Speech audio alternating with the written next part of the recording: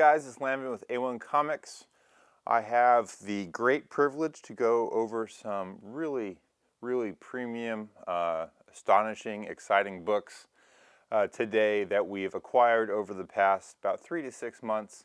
And these are books that we're actually going to hold on to for a variety of reasons, but I thought I'd go over each one and why, just to give you an idea of how we're looking at the market nowadays.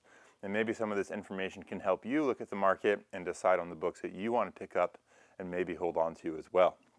So the first thing, and this kind of started with the beginning of our live sales, is TMNT #1.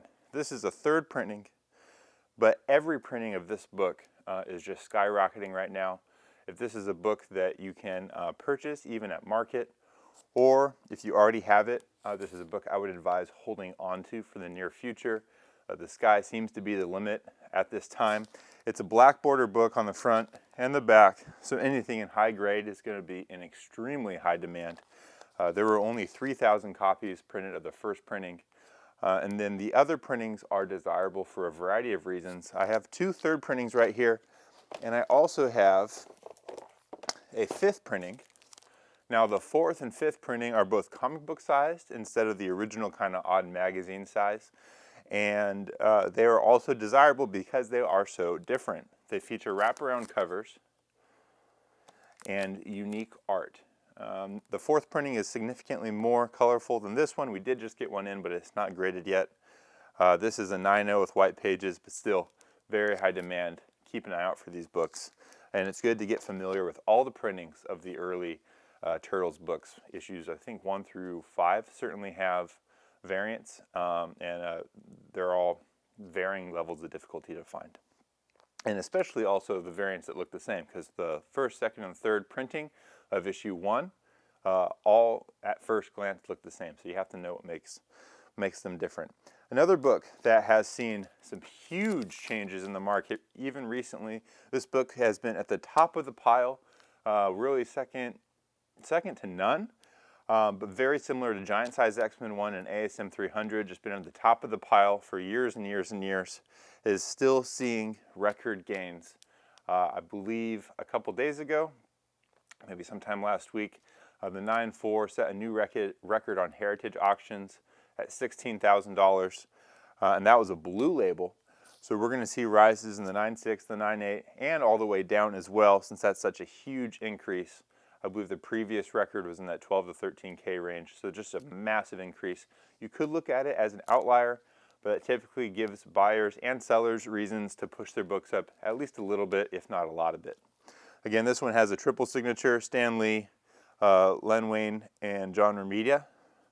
John Romita's down here. It's John Romita Sr. So 3 of the big signatures that you can get, 3 of the 4 on this book. This is a book I would also just hold on to. So we have the 9.2 and the 9.0 here for this book, so it's a great time to have these. And with this book, something to remember is that whenever 181 goes up, so does 180. So here's the 9.8 white pages for Hulk 180, first cameo appearance of Wolverine. This is also a huge book. And then, again, if you can find a high-grade signature series, this one has the triple signature, Stan Lee, Herb Trimp, and John Romita as well. So great books to find either at market or a little bit under market, or if you already have them, again, just hold on to them. That would be my current recommendation.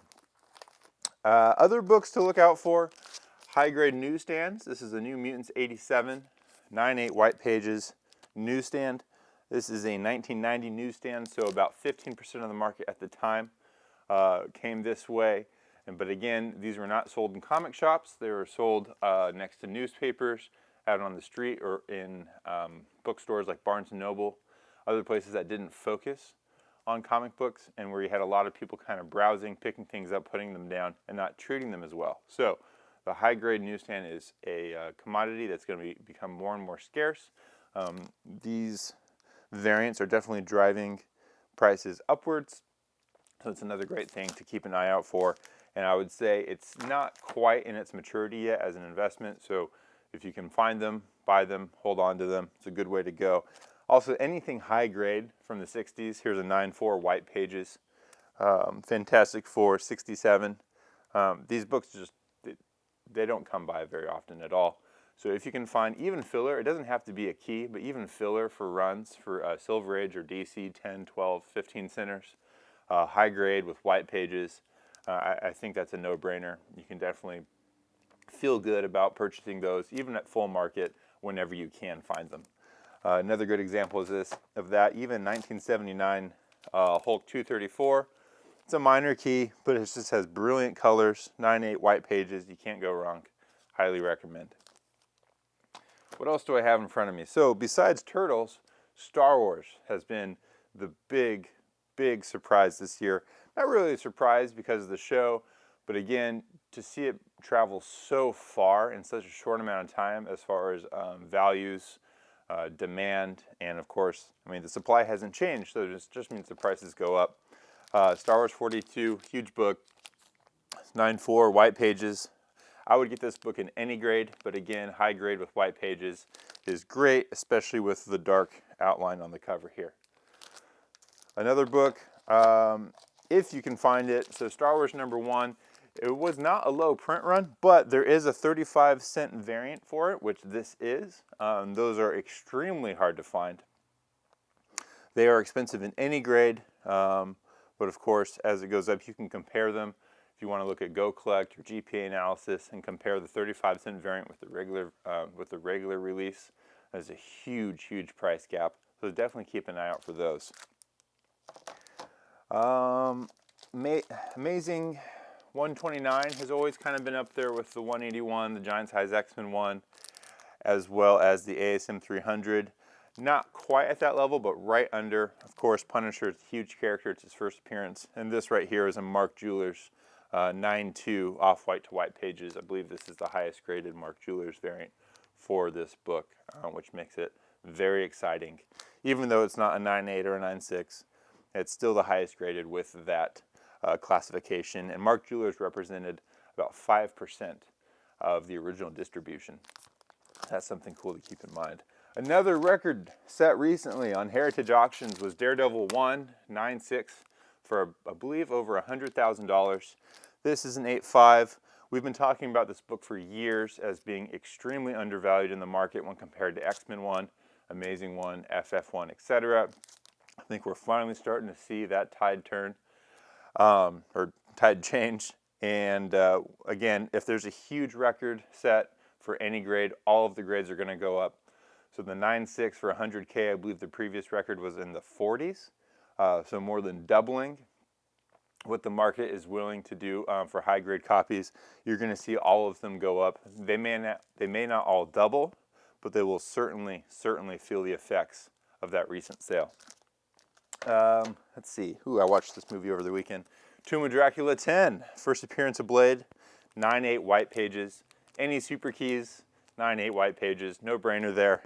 But again, we have MCU announcements should be coming soon.